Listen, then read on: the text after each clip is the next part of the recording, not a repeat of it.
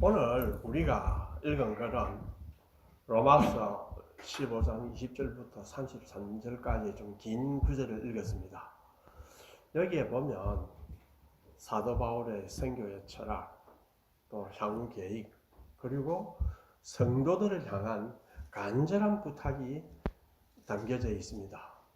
이걸 보면 한 네 부분으로 나눌 수 있습니다. 제일 첫 번째가 사도 바울의 선교 원칙입니다. 자기는 개척 선교를 한다. 남이 닦아놓은 터 위에 집을 짓지 않는다. 즉 그리스도의 이름을 모르는 곳에 가서 복음을 전하는 것을 목표로 삼았습니다. 이 열정 때문에 로마로 가는 길도 그동안 미루어졌음을 설명합니다. 제가 생각해보니 로마가 제국의 수도입니다. 가서 복음 전해서 교회도 세우고 하고 싶은 마음이 안 생기겠습니까? 저 같으면 굉장히 호기심도 있고 또 약간의 야심도 있고 이런 게 생길 것 같습니다. 그러나 바울은 이미 로마에는 교회가 있기 때문에 남이 닦아놓은 터 위에 집을 짓지 않겠다. 이렇게 생각을 했습니다. 어찌 본다면은 그렇게 생각한 한 이유 중에 하나가 나는 유한한 삶을 사는데 내가 해야 할 일들이 있다. 남들이 못하는 일들이 있다. 전혀 복음이 없는 새로운 곳에 가야 된다. 그래야 뒤에 오는 사람이 쉬워지고 다른 사람은 잘 못 간다. 그러니 바울이 하나님께 받은 자기 은혜를 참 보답하기 위해서는 이렇게 해야 된다. 이런 생각지 않았나 생각합니다. 자, 이건 어떤 자존심 때문에 나는 항상 처음이야. 이런 뜻으로 한 것은 아닙니다. 둘째로는 서바나 행위입니다. 동방 지역에서 사역을 어느 정도 마치고 이제 바울은 땅끝까지 그 당시에 땅끝까지 얘기했던 것이 아마 서바나인 것 같습니다. 그래서 내가 그까지 가겠다 하는 이제 포부와 자기 소망을 드러냅니다. 로마는 이제 그 여정 중에 들러서 성도들과 교제하고 또 선교의 도움을 받고자 하는 중간 기착지였습니다. 또 셋째로 보면 스바나로 가기 전에 구제헌금 전달을 위해 예루살렘을 방문합니다. 마게도니아와 아가야 성도들이 예루살렘의 가난한 성도를 위해 모은 기쁜 연보를 전달하기 위함입니다. 지금 같으면 전달하기도 쉽죠. 또 갈 사람이 바울 같은 분이 갈 필요가 없습니다. 다른 사람이 꽤 있습니다. 그러나 그 당시에 그 시절에 그 먼 거리를 누가 가겠습니까? 바울이 아니면 힘듭니다. 이는 바울은 이렇게 또 해석했습니다. 이방인 교회가 유대인 교회로부터 받은 영적인 복을 물질적인 것으로 갚는 것이 마땅한 도리다. 이걸 또 사도 바울이 강조합니다. 그런데 바울은 예루살렘에 가는 것은 또 상당히 어려운 일입니다. 위험도 있습니다. 그리고 마지막으로 바울은 기도의 부탁과 축복을 입니다. 저는 생각에 바울 같은 사람이 그 교인들한테 기도 부탁할 거 뭐 있나 이런 생각을 했어요. 워낙 바울의 기도는 잘 들어주고 대단한 능력이 있지만 우리야 그렇습니까? 그런데 바울은 그런 생각 안 했습니다. 자신의 사역이 분명히 순탄치 않다는 것을 예감하고 로마 성도들에게 간절히 중보 기도를 요청합니다. 그리고 유대에서 믿지 않는 자들로부터 보호받도록 예루살렘 성도들이 헌금을 기쁘게 받도록 결국 하나님의 뜻 안에서 또 로마 성도들은 기쁨으로 만나 함께 안식할 수 있도록 간절한 기도를 부탁합니다. 오늘 설교 제목이 바울의 소망입니다. 이 요약한 내용을 보면 바울의 소망은 딱 두 가지가 있습니다. 하나는 뭡니까? 땅끝까지 복음을 전하는 소망입니다. 선교자로서 거기에서 보이는 소망이죠. 둘째는 분열된 사람을 화해시키는 소망입니다. 이렇게 구제 헌금을 전하면서 예루살렘 교회와 이방인 교회가 화해를 시키는 거죠. 이 두 소망이 바울의 인생을 움직였습니다. 우리의 삶을 움직이는 것은 무엇입니까?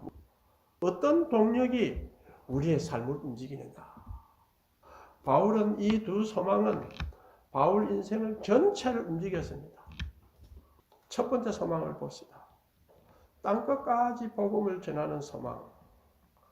그리스도의 이름을 부르는 곳에는 복음을 전하지 않겠다 하는 결심.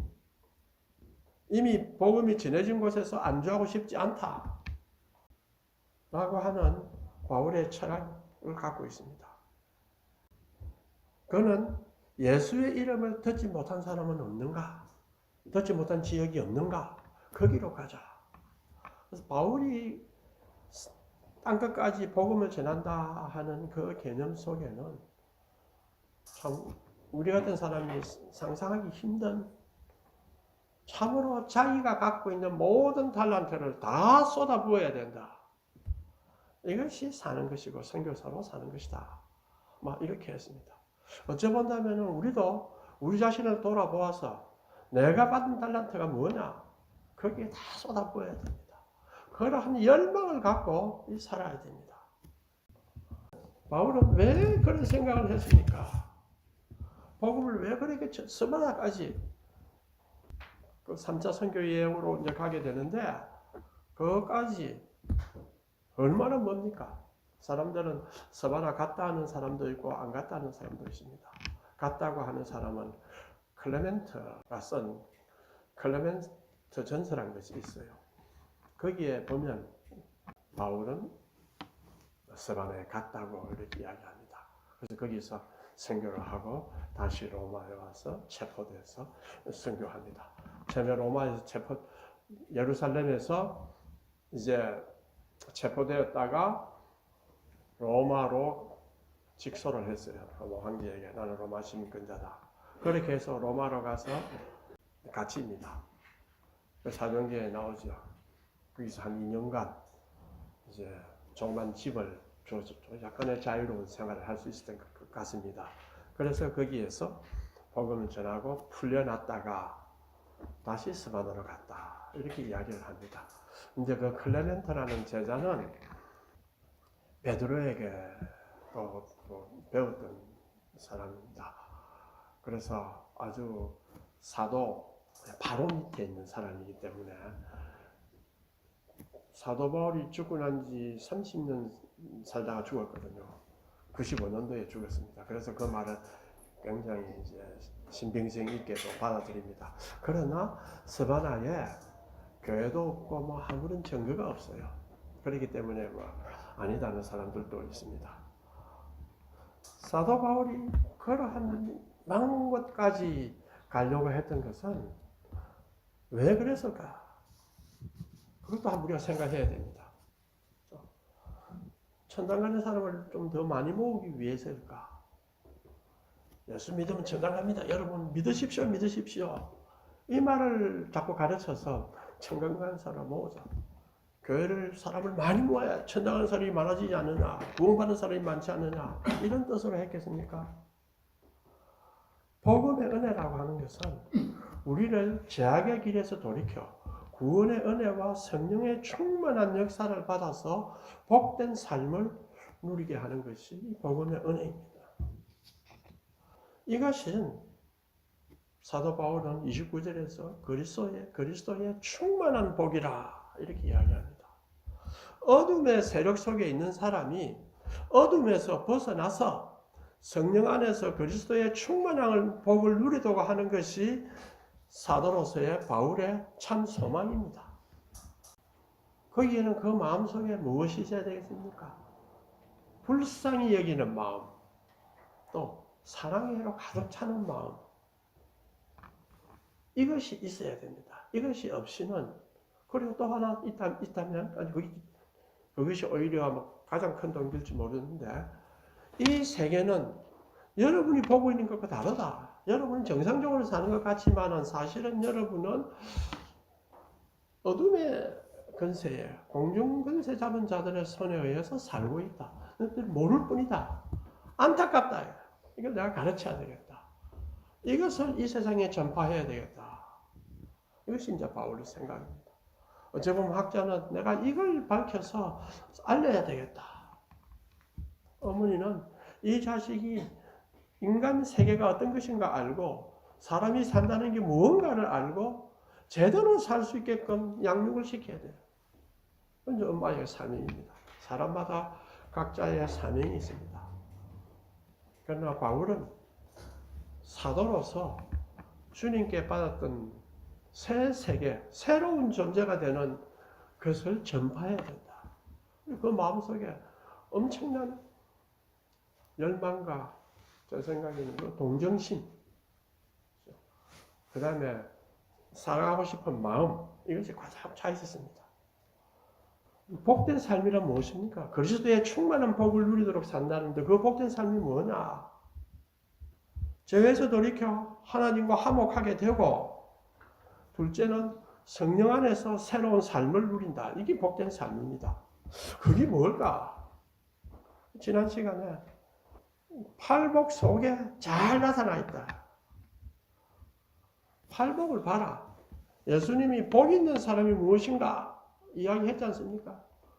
복 있는 사람은 어떤 사람을 복 있는 사람이라 하는가? 첫째. 둘째, 무엇이 복인가? 이 두 가지를 딱 분리해서 이야기를 했습니다. 갈릴리 바닷가에서 예수님의 말씀을 들으려고 모인 사람들은 어떤 사람이겠어요?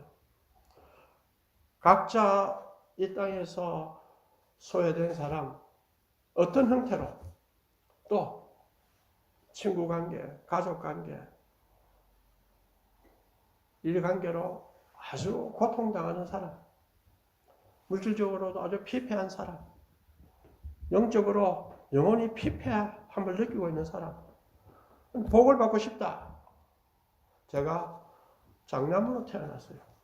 장남으로 태어나니까 내가 하고 싶은 거는 어째 보면 내가 하고 싶은 대로 했다고 되는데 또 한째 보면 내가 하고 싶은 대로 할 수 없었어요. 왜? 장남은 동생을 돌봐야 된다 이거야. 동생이 공부를 못하고 하면 네가 벌어가 동생 공부시켜야 될 거 아니냐. 그게 장남이 해야 될 일이 아니냐. 그게 머릿속에 꽉 이거죠. 딱 갔습니다. 부모가 되면 이 자식은 하나님 앞에서 올바로 서도록 내가 가르쳐야 되겠다. 그거로 가닥 차야 됩니다. 그런데 그 귀함을 모르고 내 마음대로 살겠다. 이런 생각이 가끔 들었죠. 우리 많이 게으르게 살았습니다. 요즘은 계속 꿈에도 나타나고 참 후회스러운 게 많습니다. 그러나 하나님께서는 우리에게 과거에 연연하지 말고 새로운 소망을 또한 주셨습니다. 그런데 주님이 복이라고 하는 것이 무언가 할 때 그 사람들이 기대했던 것과는 전혀 달랐습니다. 사업에 성공도 하고, 그 다음에 자식도 좀 잘 되고, 재물이 생기고, 대인관계에서 좀 하평스럽게 내가 주도권도 쥐고, 먹고 싶은 대로 술도 마시고, 내 마음대로 놀고 싶은 네 먹을 대로 하고 싶은 대로 살아라. 이런 것이 아니었어요. 생활이 안정되고 가정이 번영하는 것도 아니었습니다. 몸이 튼튼해지고 병이 낫고 하는 것도 아니었습니다. 그렇다고 해서 그런 번영이 없으라는 말도 하지 않았습니다. 우리가 선택해야 됩니다. 이 땅은 전부가 아니고 이 땅의 가치관이 전부가 아니라 새로운 세계가 있다는 것을 주님께서 보여주었습니다. 그 산상수훈에 가장 잘 나타나 있습니다. 사도 바울이 산상수훈 이야기를 별로 아는 것처럼 사람들이 이야기합니다. 지금의 기독교는 바울 종교다. 이렇게 해서 비판을 많이 해요. 예수님이 가르친 거하고 바울이 만든 거 다르다. 이렇게 비판합니다. 그건 아주 잘못된 생각이라고 저는 봅니다.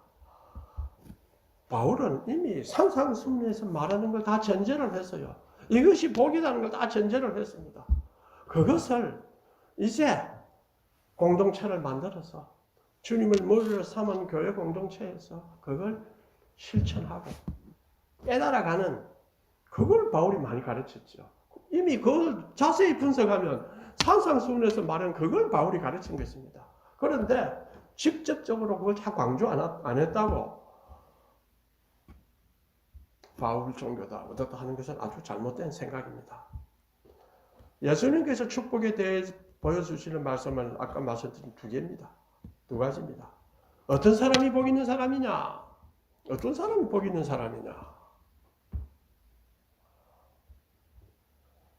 둘째로 복 있는 사람이 받는 복은 무엇을 말하느냐? 그래서 사도 바울이 그리스도의 충만한 복을 가지고 갈 줄을 아노라 할 때 그 복은 뭐겠습니까? 그리스도가 말한 복입니다. 지난주에 우리가 심령이 가난한 자와 애통하는 자에 대해 이야기했죠. 심령이 가난한 자는 뭐라 했습니까? 자기 안에 내 속에 내가 기대고 의지할 것은 하나도 없다. 이게 가난한 사람 아닙니까? 하나님께 전적으로 의존해야 된다. 이걸 깨달은 사람이 심령이 가난한 사람입니다. 또 애통하는 자는 뭡니까? 내가 과거에 얼마나 내가 잘못된 삶을 살았나. 자기의 죄와 타락을 인식하고 하나님 앞에서 슬퍼하는 사람입니다. 그것이 애통하는 사람입니다. 그 애통이 하나님 없는 애통이면 하늘로부터 위로를 받지 못합니다. 후회와 절망의 슬픔으로 갑니다. 그러나 하나님 앞에서 자신을 돌아보고 회개하는 애통이라면 그 슬픔은 절망이 아니고 하나님의 위로를 받아서 회복이 되는 슬픔입니다. 이것을 경험을 못하는 사람은 아무리 잘 살아도 복을 받지 못한 사람입니다.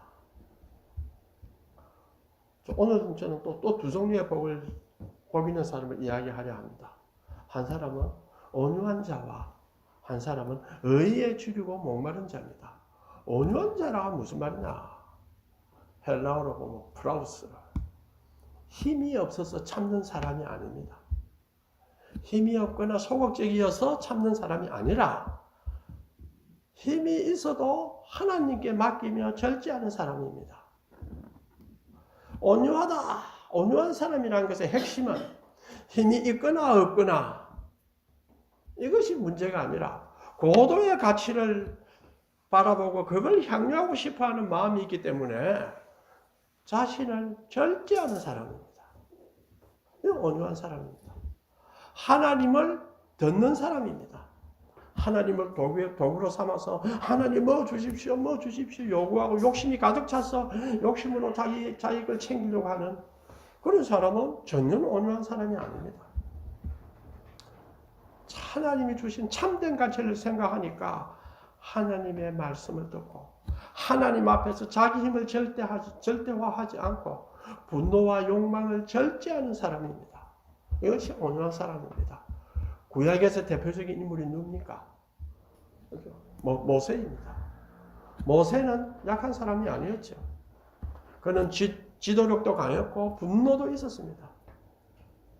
그러나 궁극적으로 자기 힘보다 하나님의 뜻에 자신을 맡긴 사람이었기 때문에 모세는 지면에서 모세만큼 온유한 사람이 없다고 그렇게 이야기를 합니다. 자, 그런데 이런 사람이 받는 복이 있어야 될 거 아닙니까? 그 복이 뭡니까? 하니까 땅을 기업으로 받는다 이래요. 내 친구가 물어요. 부동산 많이 생기나? 응? 이걸 땅이고 부동산 투자하자 이래요. 이것은 시편 37편 11절을 인용한 것입니다. 온유한 자들은 땅을 차지하며 풍성한 화평으로 즐거워합니다. 왜 복으로, 왜 땅을 기업으로 받는다고 합니까? 시편 37편의 배경은 이렇습니다. 악인은 당장 성공하는 것처럼 보입니다. 강한 자, 불의한 자, 권세 있는 자가 세상을 차지한다. 지금 그런 사람들이 다 땅을 많이 차지합니다. 그러나 하나님 말씀하십니다. 결국은 하나님을 의지하는 자가 기업을 얻는다. 이 구약적 의미에서 37절에 보이는 구약적 의미의 약속의 땅은 하나님의 언약적 축복을 받았다는 뜻입니다. 이것이 온유한 자는 하나님의 언약적 축복을 받습니다. 신학적 의미에서는 하나님 나라의 유업을 받습니다. 곧 하나님의 통치 안에 사는 복을 의미합니다. 자, 온유하지 않으면 어떻게 됩니까? 자기 절제를 못하면 자기에게 의지하려고 하죠. 어떻게 해서 하나님의 통치 안에 들어갑니까? 못 들어갑니다. 그래서 온유한 자는 자기가 갖고 있는 것들을 버리거나 누르고 하나님의 통치를, 하나님의 뜻을 기대하는 사람이 온유한 사람입니다. 그 다음에 이제 복 있는 사람이 누구냐면 의에 줄이고 목마른 사람입니다. 자, 의에 줄이고 목마른다. 온유한 자는 자기를 내려놓는 복이고 의에 줄이고 목마르다 할 때는 자기 욕망으로 만족하지 않습니다. 뭐를 하냐? 하나님의 의를 갈망하는 것입니다. 그래서 예수님은 세상은 강한 자의 소유라고 말하지 않고 하나님께서 자신을 맡기는 온유한 자가 땅을 기업으로 받는다고 했죠. 의에 줄이고 목마른 자는 여기에서 의라는 것은 단순히 개인의 도덕성을 말하는 것이 아닙니다. 마태복음에서 의는 대체로 하나님의 뜻에 합당한 상태, 하나님과 올바른 관계를 맺고 싶어 하는데 거기에 열망이 있습니다. 거기에 열망이 있어야 됩니다. 죄와 자기 중심성, 다 돌아보십시오. 저도 요즘 가만히 생각합니다. 너무 나는 내 중심적으로 살아왔고 내 중심성 속에 있었다. 그러니까 남에게 베풀고 해야 될 일은 몰라요. 어떻게 하는 것이 좋은지. 저 사람 생일이 돼도 뭐 선물 하나 사주고 싶어도 뭐를 좋아하는지 알아야 사주죠. 아무것도 할 수가 없어요. 누구한테 선물 주고 싶어도 자식한테 하려 해도 제가 뭐를 좋아하는지 알아야죠. 할 수가 없어요.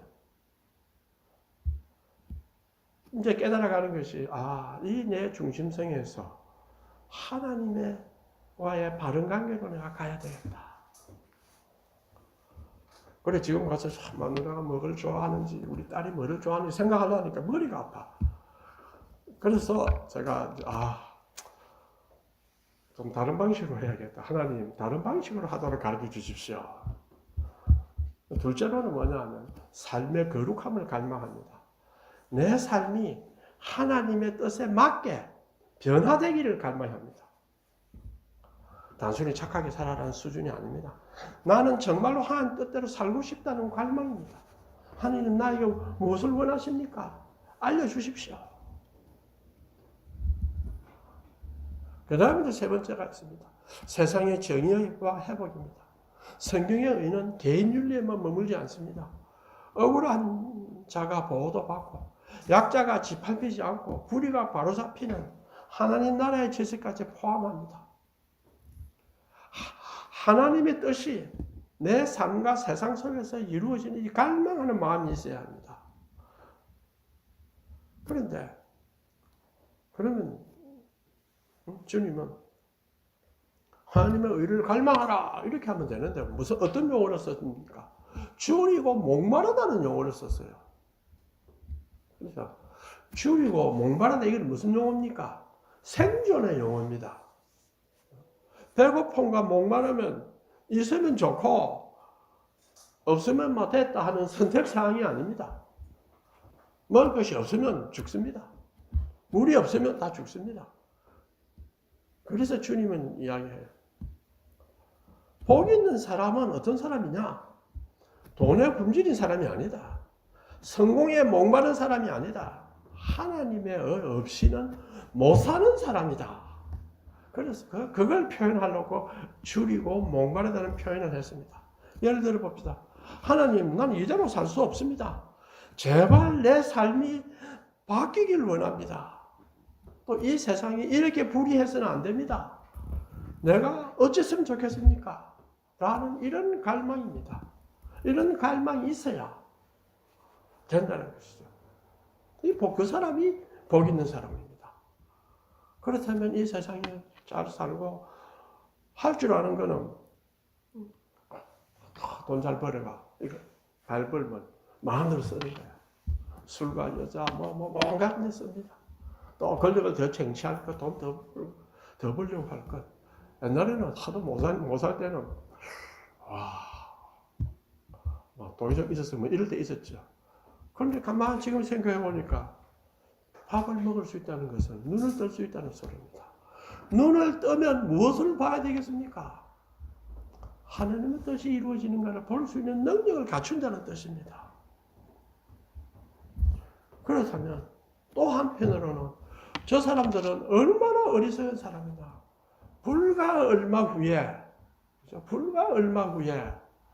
어둠의 세계로 들어가는데, 영원한 어둠의 세계로 들어가는데, 그거 모르고 지금 이 나이에도 돈 몇 푼 더 벌려고 난리를 칩니다. 어리석은 사람에게 대명사죠. 아주 어리석은 사람입니다. 그런데 좀 그런 사람에게 주님이 주신 복이 뭐냐 하니까 배부를 것이라 이렇게 했습니다.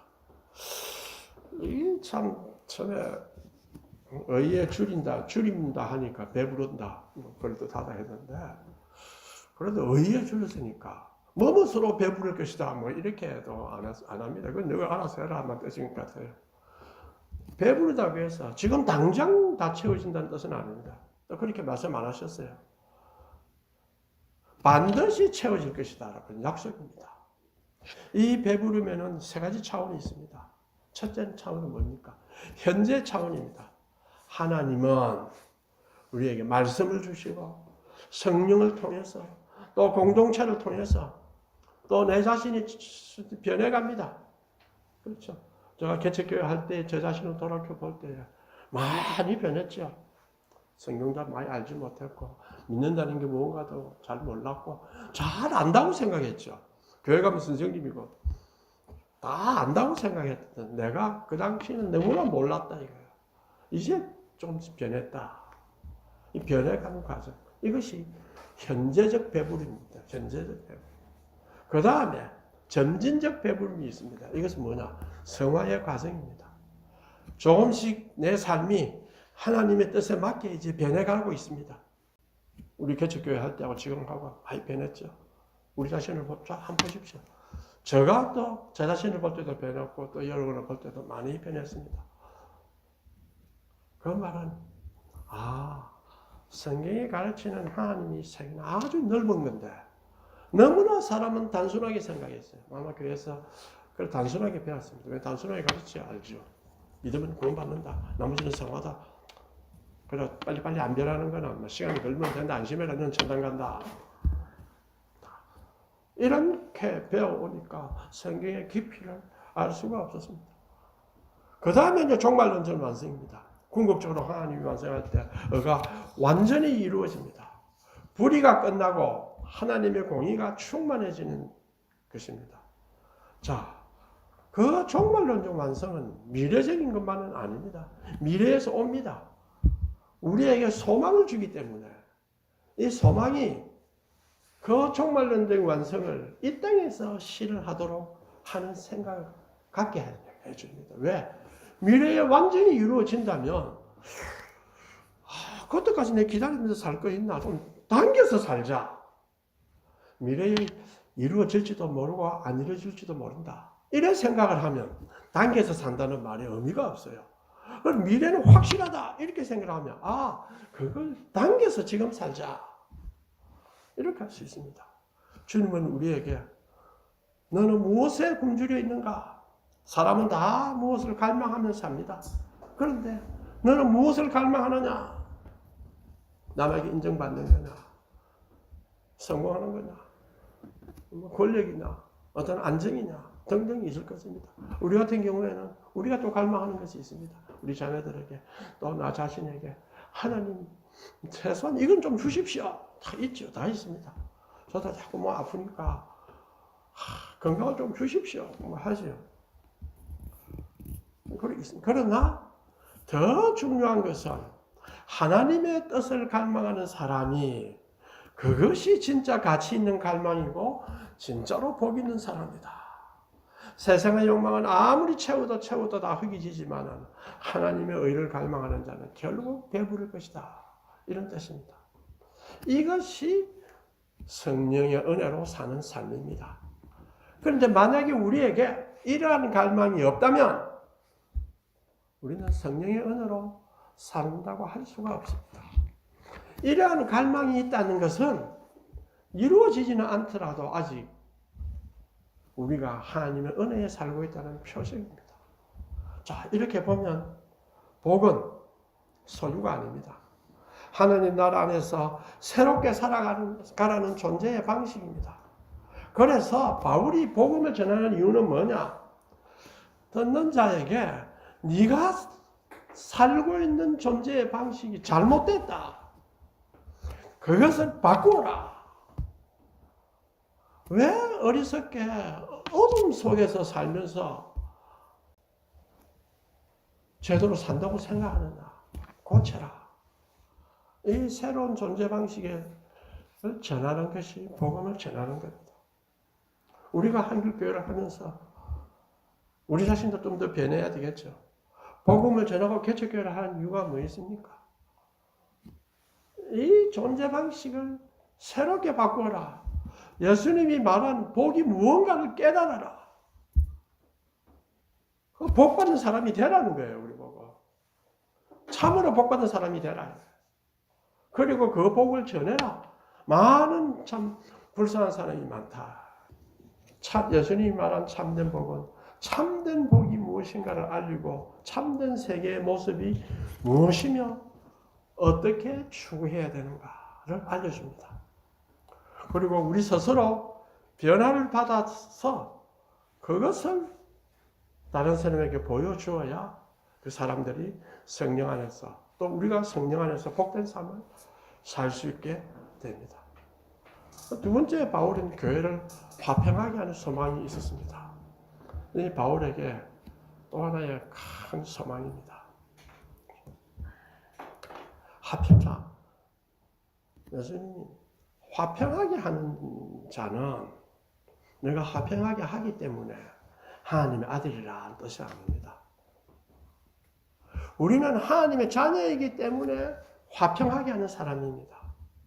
바울은 이미 하나님의 아들이었기 때문에 교회를 하나 되게 하는 사람입니다. 이걸 우리가 또 명심해야 합니다. 화평케 하는 자는 하나님의 아들이라 일컬음을 받는다. 일컬음을 받는 거예요. 그렇죠? 일컬음을 받는다. 네가 하나님 아들인데 화평케 안 해. 그러면 하나님 아들이라 일컬음을 못 받는 거예요. 얼마나 창피합니까? 이제 결론을 읽겠습니다. 예수님은 우리에게 묻습니다. 너의 소망이 무엇이냐? 너의 소망이 무엇이냐? 세상의 성공, 안정, 내 문제 해결이냐? 바울이 더 큰 소망을 품었죠. 어둠에 있는 사람들에게 밝은 빛을 보여주는 소망이었습니다. 갈라진 사람을 화목하게 합니다. 하나님 나라의 복을 누리게 하는 것이 바울의 소망입니다. 이것이 오늘 우리 성도의 소망이 되기를 진심으로 바랍니다. 이를 위해서 우리는 기도해야 됩니다. 반드시 들어주십니다. 제가 사흘 말까지는 책을 충분히 마칠 수 있다. 큰 소리를 빵빵 쳤죠. 그래서 내 친구가 입 맞추면 대구 가톨릭 학술院이라는 곳이 있어요. 거기서 특강 하나 해라. 그러니까 그럼 고학과 신앙 이거 할게. 그래라. 안 맞췄어요. 안 갈 수도 없고 갈라 하니 괴롭고 그래 밤에 준비해가 아침에 갔다가 밤에 돌아왔어요. 그래 이제 아픈 거야. 그때 내가 안 가려고 해도 또 겁이 나는 것이 뭐냐면 옛날처럼 딱 마이크 잡고 1, 2, 3 딱 하면 쫙 나오는 게 없어요. 안 돼요. 원고를 다 만들어 가야 됩니다. 하다가 생각 안 나면 이거 봐야 되고 쉽지 않아요. 그런데 그날 딱 강의하는데 철철철철 나와요. 나 놀래가지고 무슨 일이 있다. 그때 딱 생각하는 것이 이게 누가 기도를 많이 했는 것 같다. 그래서 내려와서 주사님분이 기도했나? 그러니까 기도 많이 했대. 그때 제가 한때 깨달았습니다. 이 기도하는 걸 하나님이 들어주신다 이거야. 우리는 하나님 뜻대로 하나님이 예정도 돼 있고 하니까 뭐 들었으면 들었다 하고 안 들었어도 안 들었다 하고 그냥 기도는 기도 이래 살았어요. 그래서 이번에 하나 더 깨달은 것이 매일 예배드리고 기도하면 기도를 하나님이 듣는 것이 아니라 우리가 하나님을 들을 수 있습니다. 그걸 제가 깨달았습니다. 내가 이래 하는 것이 하나님이 은혜로 하는 거구나. 이것이 내 기도 응답이구나. 남들은 볼 때는 응답이 하나도 안 됐다 할 수 있죠. 열심히 기도했지만 마지막에 가서 안 되고 뭐도 안 되고 하는데 무엇이 그것이 기도 하나님 응답했느냐? 그렇지 않습니다. 열심히 기도하는 사람한테는 하나님이 들어주시는 방식은 내가 생각하는 것과 다르다는 것을 깨닫게 됩니다. 그래서 마더 데레사 여사의 그 말씀이 더욱더 머릿속에 새겨졌어요. 어떻게 기도합니까? 나는 하나님을 듣습니다. 하나님은 그럼 뭐라고 말씀하십니까? 하나님은 나를 듣습니다. 이것이 기도의 전합, 본질이 되는구나 싶었습니다. 영의 대화입니다. 소망은 갈망을 불러일으키고 갈망은 기도의 응답을 가져오며 하나님을 듣게 됩니다. 그러면 우리의 기도는 반드시 이루어집니다. 응답되었는지 불행하게도 응답되었는지 안 되었는지 모르는 사람들이 많아요. 기도도 안 되네요. 왜? 하나님을 듣지 못하거든요. 올바른 갈망이었기 때문입니다. 이제 우리는 바울이 우리에게 보여줬던 올바른 그 소망이 우리의 소망이 되어서 살아가며 기도하면서 성령님의 인도하심을 받고 가기를 진심으로 바랍니다. 마치겠습니다. 동생 기도하겠습니다.